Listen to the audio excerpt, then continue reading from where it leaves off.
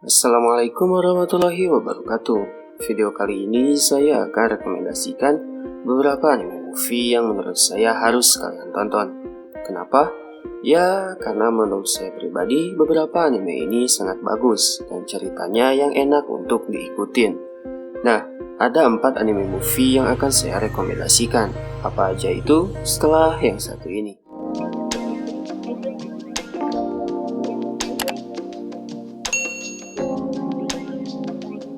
Sebenarnya anime movie yang akan saya sebutkan ini mungkin udah banyak yang tahu. Tapi karena di masa pandemi ini banyak wibu-wibu baru bertebaran.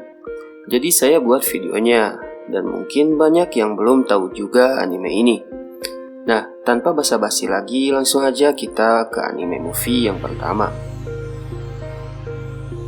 Anime Hello World pertama kali tayang tahun 2019 dan diproduksi oleh studio Graphinia. Anime Hello World berlatar di kota Kyoto dan di tahun 2027.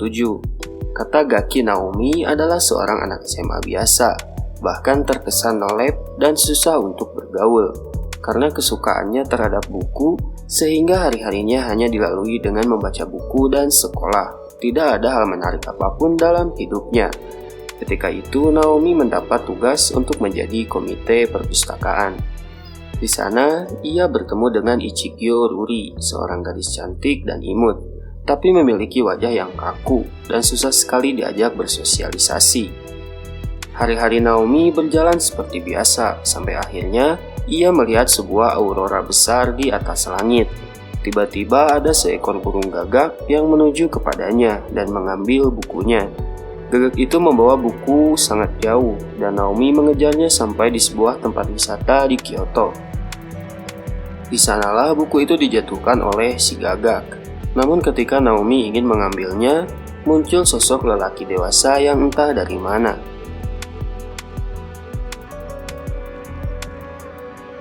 Anime ini merupakan film yang diproduksi oleh Studio Ghibli yang dirilis pada tanggal 27 Juli 2001 di Jepang. Film ini juga merupakan anime pertama yang meraih penghargaan Oscar dalam kategori animasi.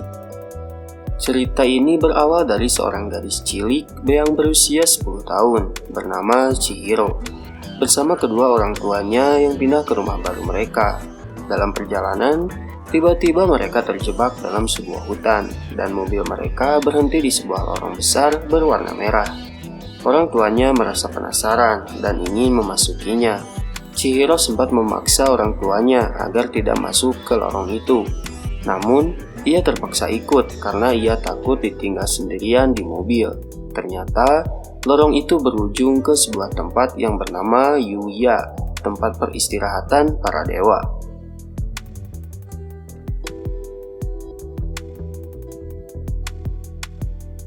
Anime ini bergenre romance dan supranatural, diproduksi oleh studio Aniplex dan Brain Base. Takegawa Hotaru, seorang anak perempuan berusia 6 tahun yang sedang menghabiskan musim panas di rumah pamannya. Suatu hari tersesat di gunung dan tidak dapat kembali pulang. Saat Hotaru sedang menangis kebingungan, tiba-tiba muncullah seorang pria bernama Gin. Gin mengatakan bahwa sebenarnya dia bukanlah manusia, melainkan roh yang tinggal di hutan tersebut. Dan ia juga mengatakan bahwa jika ada manusia yang menyentuhnya, maka ia akan lenyap.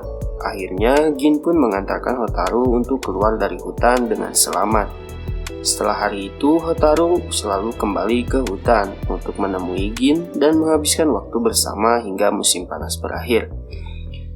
Hotaru berjanji bahwa ia akan kembali setiap musim panas. Bertahun-tahun pun berlalu dengan tiap musim panas menyenangkan bersama.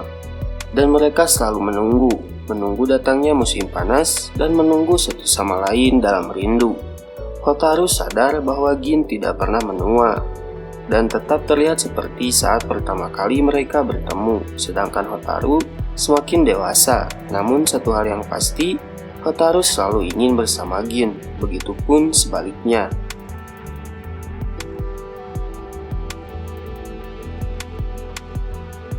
Anime ini pertama rilis pada tahun 2016 dan diproduksi oleh studio Kyoto Animation. Koe no Katachi menceritakan tentang Soya Ishida, seorang remaja yang waktu SD sering melakukan bully kepada murid pindahan bernama Shoko Nishimiya, yang ternyata tunarungu. Karena suatu kejadian, Soya ketahuan dan kemudian teman-temannya mulai melakukan hal yang sama kepadanya, yaitu bully. Setelah kejadian ini, waktunya dipercepat ke masa SMA, dan Soya mulai menutup hatinya dan selalu merasa bersalah. Singkat cerita, takdir kembali mempertemukan Ishida dan Nishimiya. Ishida meminta maaf kepada Nishimiya dengan tulus atas semua perbuatan buruk yang telah dilakukannya. Namun, bukanlah hal yang mudah untuk memperbaiki hubungan. Keduanya membutuhkan waktu lama untuk akhirnya menjalin hubungan, karena memiliki luka batin dan trauma yang besar. Ishida dengan ketulusan hatinya berusaha meruntuhkan tembok penghalang itu, dengan sungguh-sungguh mempelajari bahasa isyarat agar dapat memperbaiki kondisi yang ada. Nah, itulah 4 anime movie yang harus kalian tonton. Kalau ada rekomendasi lain, silahkan komen di bawah. Sekian video kali ini, jangan lupa like dan subscribe sebagai tanda dukungan kalian terhadap channel ini. Terima kasih, wassalamualaikum warahmatullahi wabarakatuh.